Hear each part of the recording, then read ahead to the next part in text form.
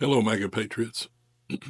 Let's start today by taking a moment to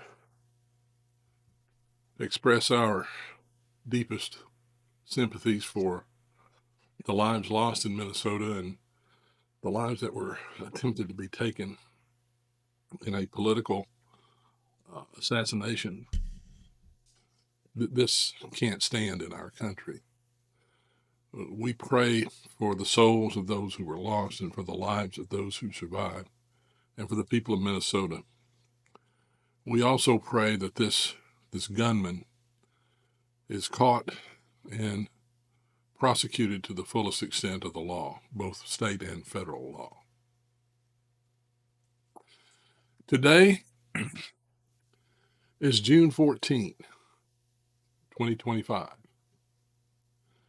It's a MAGAnificent day, the trifecta for MAGA supporters like you and me.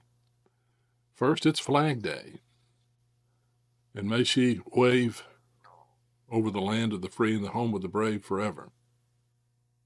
Second, it's President Trump's birthday.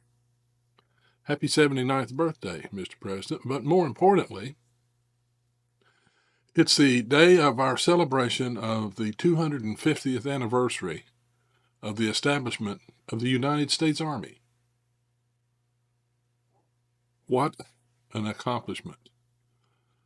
Now, we know that there are those out there who are criticizing this parade and its cost.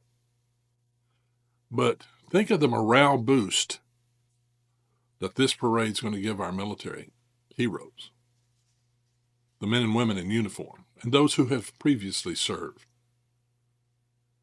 Think of the pride that the American people are going to feel knowing that we're achieving peace through strength. There's nothing wrong with displaying that strength for the rest of the world to see. For them and those who would do us harm to think they might feel the wrath of that military strength. This isn't about President Trump. This is about you and me and the American people. It's about the first job of our federal government is to provide for the common defense.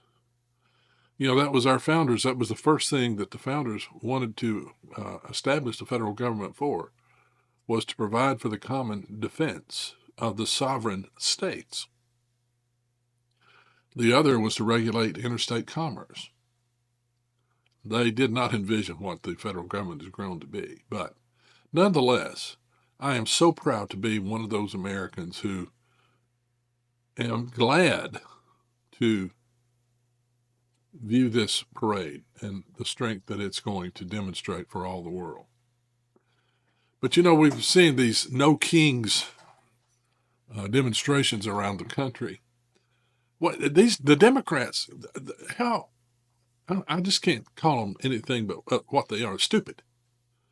They come at Trump and they come at Trump, and every time they come at Trump with political theater or they try to lock him up or whatever they did, they just make him stronger and make more people like us follow Trump and support Trump and make us more resolved. But now, since all the other stupidity didn't work and political theater didn't work, they want to say, well, Trump he wants to be king. I hope you saw the joke that he told the reporter at the end of the presser yesterday. When the reporter asked him if he wanted to be king, and he's like, "No, I'm no king. Otherwise, I can just get stuff done that I wanted done. I wouldn't have to call the speaker. I wouldn't have to call Senator Thune and say, you guys need to get this done." I thought that was pretty good. President Trump, he's trying to do the job that over 77 million of us elected him to do. But yet you have these idiots like Chris Haynes on PMSNBC, or as Sean Hannity calls it, MSDNC, calling Trump a lot of names and saying a lot of things about Trump that simply are not true. And I'm going to show you a clip from Mr. Haynes. I think maybe 3 people were watching. I picked it up on YouTube. His audience is not very big. I think my audience is bigger than his. But nonetheless, I'm going to show you this clip, and then we're going to come back and talk about what Mr. Hayes had to say. But as this administration has seen, as we are seeing, people are not just going to roll over and let the country devolve into an authoritarian state.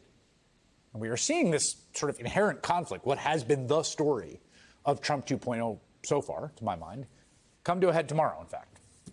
Donald Trump is holding a North Korean-style military parade, Soviet-style military parade through the nation's capital, something that we just don't do as a country. Like the last one we did was after the first Persian Gulf War, which was celebrating the end of a war. We don't have that here. It just so happens to fall on his 79th birthday. He's even fundraising from it, if you could believe it. Well, you can, of course. Sending out this email with the subject line, quote, "Please help me before my military parade." I'm sorry, that's a funny sentence. My military parade.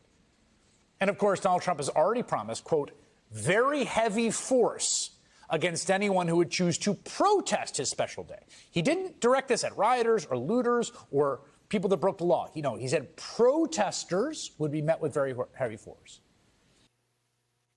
Well, what did you make of that? Do you think there was any fairness in that report at all? He holds himself out to be a, quote, journalist. And then he does this crazy diatribe against President Trump. He's no journalist. He is quite an idiot, though, in my opinion. Now, here's another clip from ABC News and how they treated the parade and President Trump and the No Kings rally. Secret Service. What will this military parade look like and the security tonight? And President Trump's warning for any protesters. The White House pressed on this today and what they said about protests.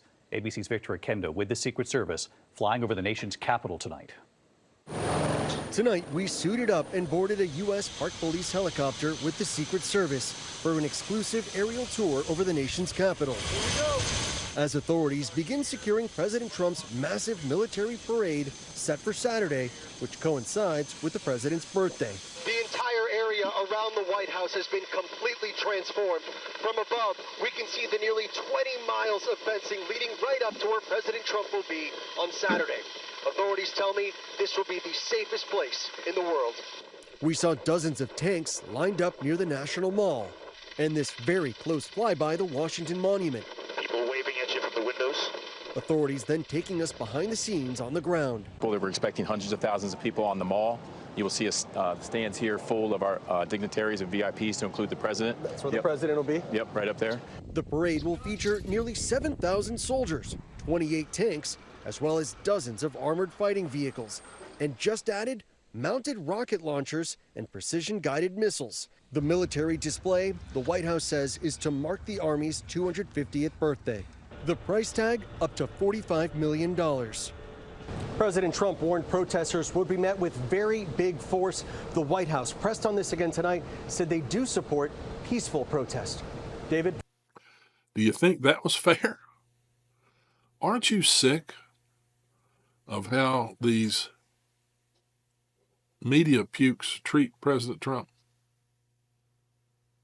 A little fairness would be wonderful, but they all want to say Fox News is biased, when in fact, Fox News is fair and balanced, and they always present a viewpoint in opposition to a conservative viewpoint when they do opinion pieces.